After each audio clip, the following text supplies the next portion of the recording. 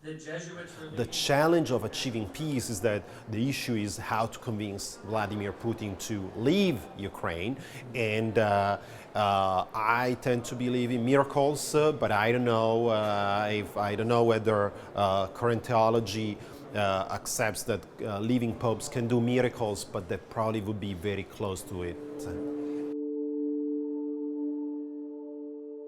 Since invading Ukraine on February the 24th, 2022, Russian troops have seized 11% of Ukraine's territory.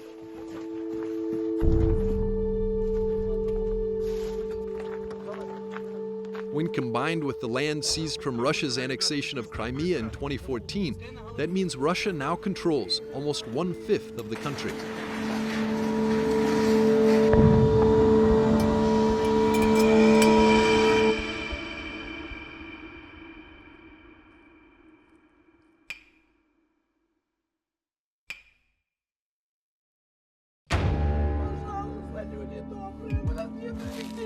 The Ukrainian economy has been crushed, with its GDP declining by more than 1/3.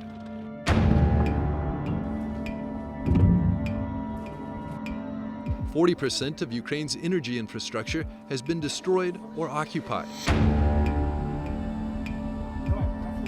The United Nations has calculated that there are more than 8.1 million Ukrainian refugees across Europe. The UN also noted that there are 6.9 million internally displaced persons. In all, nearly 1/3 of Ukrainians have been displaced. A further 13 million are stranded within Ukraine due to the fighting.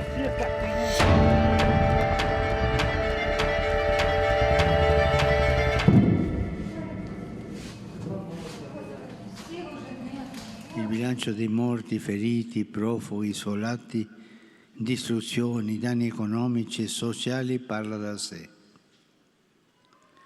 Potrà il Signore perdonare tanti crimini e tanta violenza?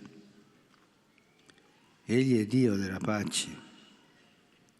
Restiamo vicini al martoriato popolo ucraino che continua a soffrire e chiediamoci: è stato fatto tutto il possibile per fermare la guerra?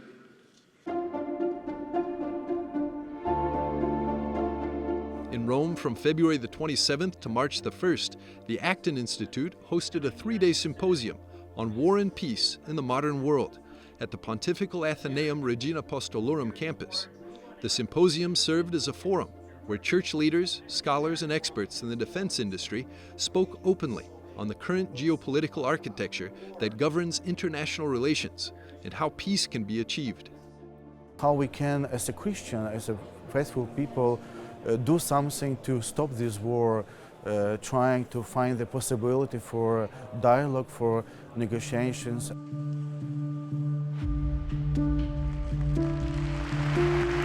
As the war goes on, many in Ukraine are looking to Pope Francis as a figure of peace, and to the Holy See, with its record of looking out for the best interests of all people, as an institution that could credibly mediate peace negotiations. Some Catholics or Christians who are in Ukraine are definitely looking forward to have more closer interactions with the Vatican, and they are living now in basically a nightmare. Since the beginning, the Holy Father has been a messenger for peace. Immediately upon the start of Russia's invasion, Pope Francis took the extraordinary step of personally visiting the Russian embassy to the Holy See to beg for peace. Then on March the 25th, 2022, the Holy Father led the worldwide consecration of Russia and Ukraine to the Immaculate Heart of Mary. It's well known that Pope Francis was determined to meet Russian President Vladimir Putin and Patriarch Kirill of Moscow, head of the Russian Orthodox Church, convinced that he could somehow persuade them to abandon the war. At this point, that seems unlikely. The relationship between the Vatican and Western governments, more in general, and the Orthodox Church and the Kremlin is very different. the Vatican is absolutely independent in what it's doing and what its diplomatic corps is doing, and I think that's vital. I'm not sure we can say the same about the Orthodox Church and especially its current patriarch, who I'm not an expert, just based on what I can see, it seems that there's a closer connection with Vladimir Putin and his policies. For instance, celebrating those who are losing or lost their life in Ukraine as martyrs of the cause. As the wheels of war continue to churn in Ukraine and the innocent are helpless to make it stop, let us follow in the Holy Father's example in turning to the Immaculate Conception for peace, as he did on her feast day on December the 8th, 2022. Vergine Immacolata, avrei voluto oggi portarti il ringraziamento del popolo ucraino.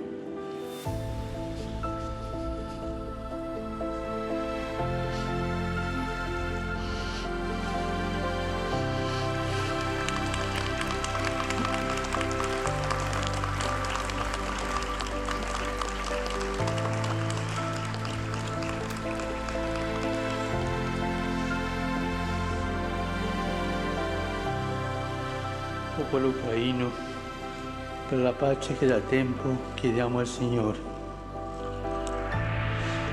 Invece, devo ancora presentarti la supplica dei bambini, degli anziani, dei padri e delle madri, dei giovani di quella terra martoriata che soffre tanto.